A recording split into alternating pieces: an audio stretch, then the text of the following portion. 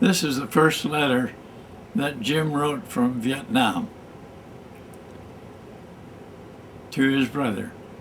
Dear John, hi, how's everything in Germany? Did you make E5 yet? Seriously, I hope you make it. I arrived in Vietnam yesterday at 1 o'clock. I haven't done much of anything yet. As soon as we got off the plane, they took off all the troops, minus the drivers, in buses to the reception station outside of Bien Hoa. We drivers had to drive our vehicles out there by ourselves. I was shitting my pants because all we had was one Jeep for an escort. Here we were without ammo, driving, quote, mules, unquote, through the town and a little bit, about a mile, through the sticks. I never felt more vulnerable in my life. I don't know if you've ever seen a mule, but it looks something like this. And he's made a little drawing.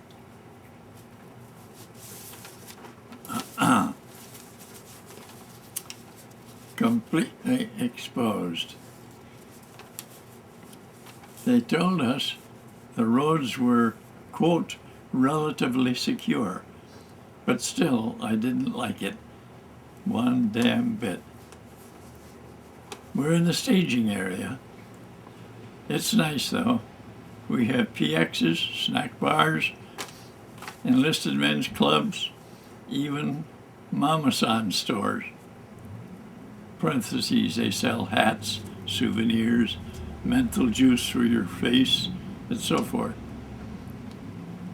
We have 2 outdoor theaters that don't cost anything, and outdoor patio-type bars. And believe it or not, we sleep in wooden barracks. The only trouble is that my barracks is no more than 50 meters from our defensive perimeter. There are 105 millimeter howitzers posted all around the camp, and 2 of them are right in front of the building. My first night in the place, all of a sudden they started firing. I swear to God, when that first round went off, I must have blown 2 feet in the air. And understandably, I was wide awake and headed for one of the bunkers.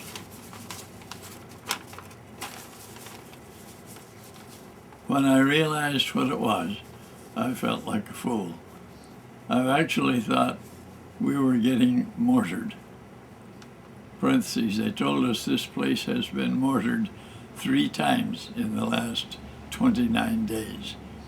End of parentheses. What it was just our own guns firing something 15 miles away.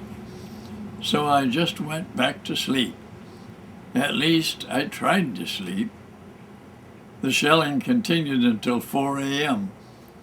They just told all of us that we're new here, not to worry about it. But I have to admit, that first round scared the piss out of me. I'll be here in Bien Hoa for about a week until they can airlift me and my vehicle out to the base camp at Cu Chi. Meantime, I have to stay with the mule until it goes. All of our first line doggies have already gone, and they're in a convoy. And from what I heard this morning, they've already fought off a North Vietnamese attack. E Company lost 2 men.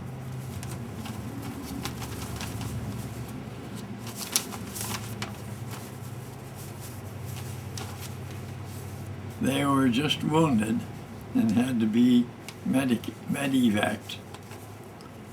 I'm not too enthused about going out there myself, but anyway, I've got about a week to live it up here in Bien Hoa.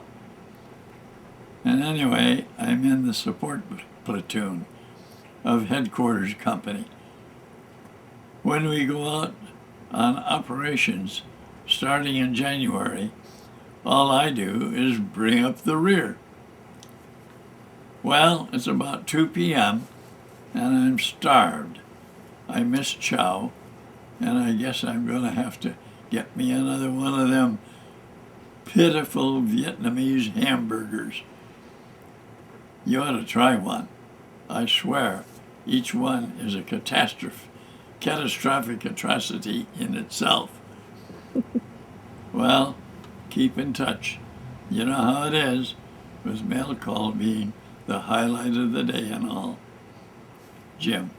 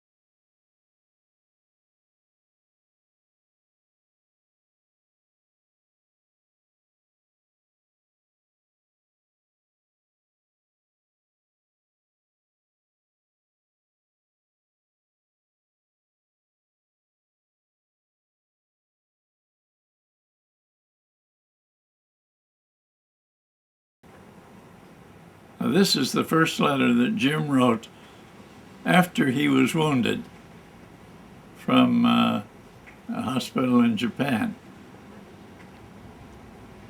Dear John, hi. Sorry I hadn't written for quite a while, but I was treating all members of the family just about as bad. There just wasn't that much I wanted to talk about. But now, being in Japan and all, I'm writing up a storm. I must say, getting blown out of Viet Nam wasn't exactly the ideal way of leaving, but I'm really not complaining. I'm mighty glad to be out of that country, even if my means of exit did cost me 9 holes in the gut. I am doing fine.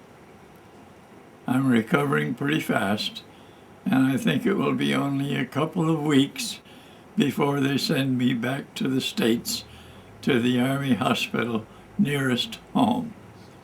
I imagine it will be Letterman Army Hospital in San Francisco. Yesterday was the first time since the 6th of July that I got up on my feet. The doctor came by to check me out, and while he was here, he pulled the last of my various tubes. Well, I figured as long as there was no longer anything hanging from me or connected to me in any way, I might as well get up and get some exercise.